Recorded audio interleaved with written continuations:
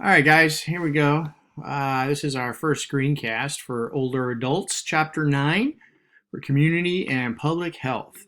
Now, we had an extensive conversation last time that covered quite a few aspects, mostly the importance of how perspective is important and the way that older adults are a part of our community and need different resources than any other group.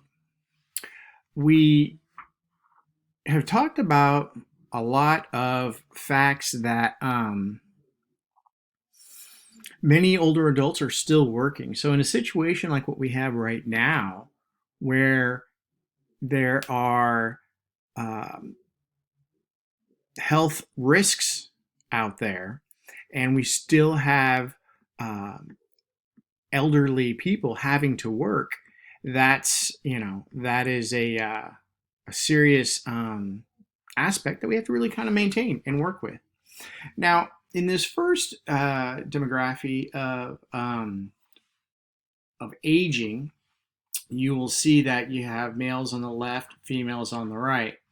Now, again, this is information from the U.S. Census, which was a while ago, right? 2000.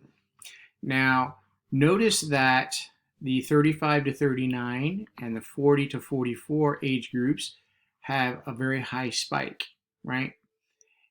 When we transition, right, to the next, right, projection for 2050, notice how it's starting to flatten out, and the spike is actually pretty flat from um,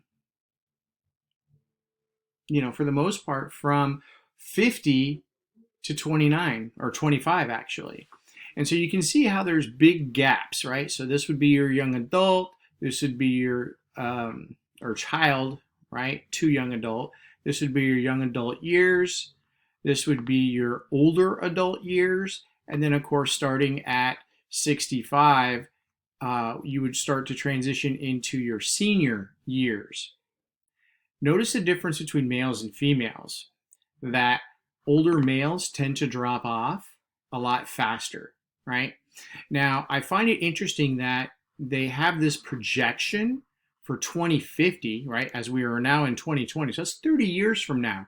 We've had a significant increase in medical technology and prolonging the lifespan of individuals, especially in modern countries.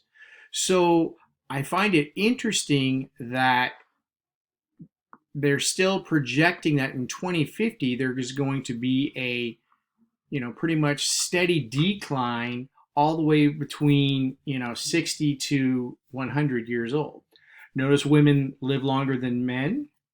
I also think there's a fallacy in that projection too, because our society has transitioned a lot to where there's a large part of our female population that are in the workforce.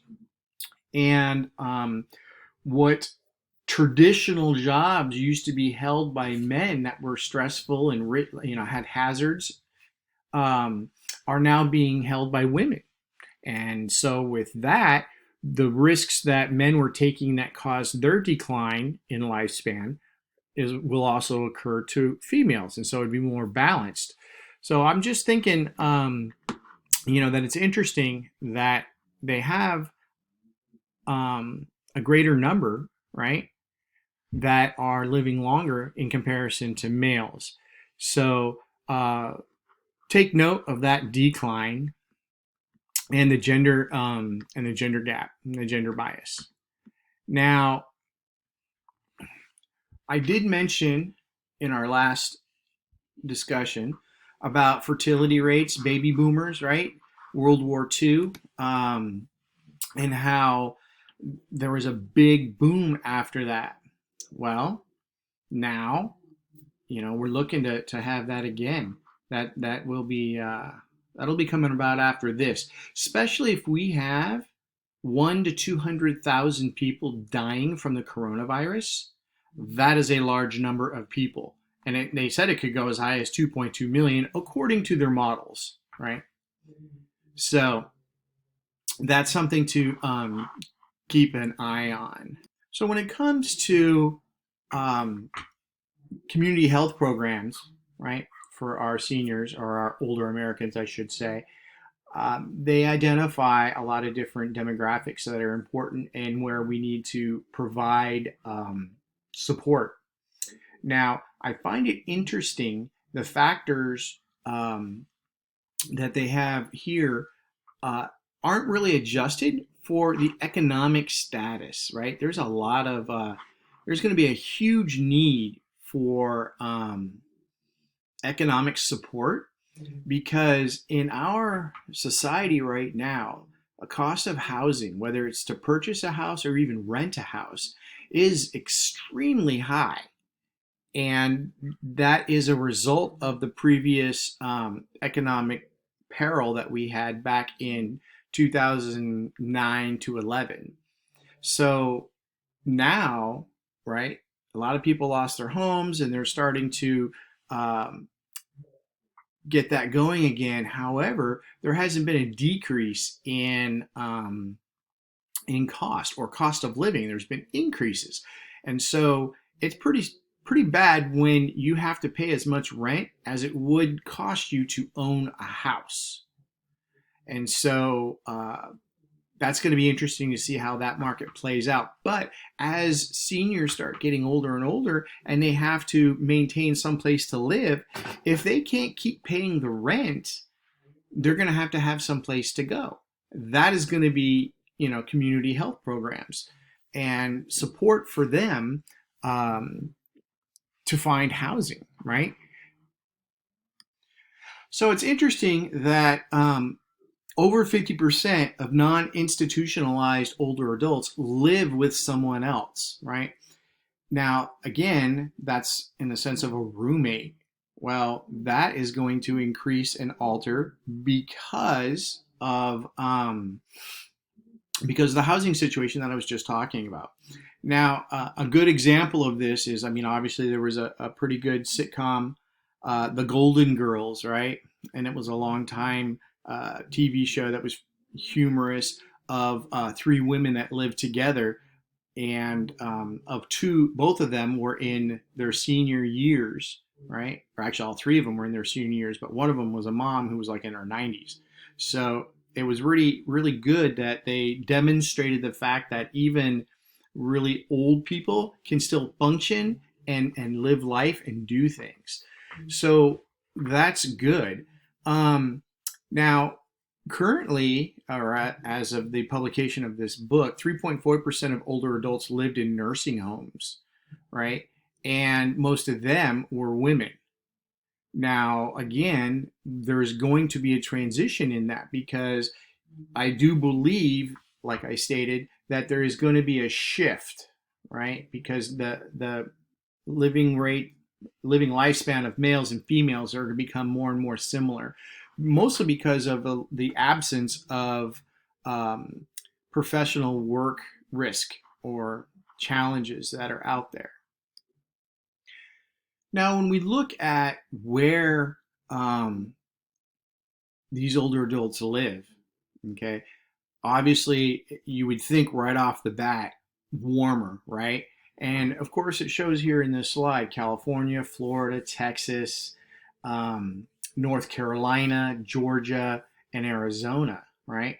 All very warm states generally, most of the time during the years. However, notice that New York, Pennsylvania, Ohio, Illinois, and Michigan, and New Jersey, those states are not warm states, but yet, that Midwest or Northeast, that Northeast area and Midwest for that matter, have large amounts of snow and colder weather. So it's interesting that it is spread out just among 13 states in general.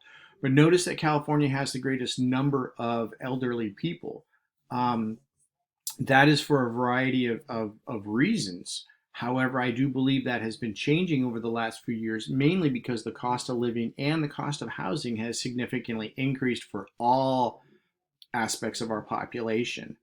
Um, Now, something to think about is the excuse me, is the 81% of older adults age 65 and up live in metropolitan areas.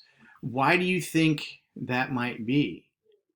Um, I bet you know the answer to that, but that will be in a future discussion post that I will bring up. Believe it or not, the healthy behaviors and lifestyle choices of our current elderly are very representative of that time period of the 60s and 70s. Therefore, there is uh, some obesity, but not to the extent of my generation and younger generations. And there is a large amount of smoking and a large amount of consumption of alcohol.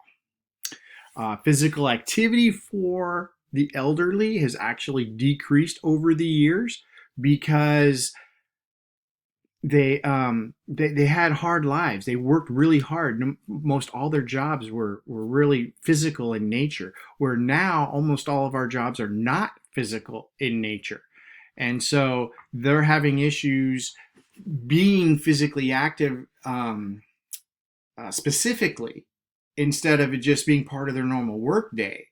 See, so they used to come home after work and then just relax and chill.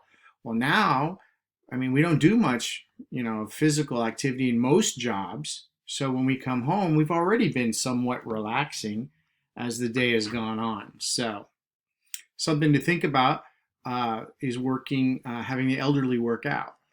But it's going to be really interesting to see what happens in the future. Now, I find it interesting that the text talks about nutrition when it comes to our elderly community members. Reduced sodium intake, right? Eating less calories, eating more vegetables, drinking a lot more water is something that they're not, used to doing. And it is the same thing for most adults in our population right now. Most of us don't follow those 4 guidelines. So it is interesting to see how that's going to change as time continues. So I'll finish the screencast talking about healthcare because we're going to spend a lot of time talking about healthcare in the upcoming weeks. But when it comes to the elderly population, they're the heavy users, right? Because as they get older, then things start breaking down, et cetera, and so on. But how they pay for it, right? Medical costs have gone through the roof over their lifetime. So by the time we become that elderly group, or I should say, it's going to be outrageously expensive unless there's some changes to the healthcare system. Right now, the healthcare system is an investment for a lot of wealthy individuals. And so I mentioned earlier that most of the elderly live in large metropolitan areas. And why might that be? Well, this is a good indicator right here. Transportation, right? Public transportation where you don't have to drive and you have access to buses, you have access to subways, taxis, all that kind of stuff. That is a major reason why a lot of our elderly live in metropolitan areas. So trying to get them around is important to do. So in conclusion, I want to basically just talk about the future services, right? And where we are going within the profession in future services. So think about that because we're going to have some aspects of that in our discussion.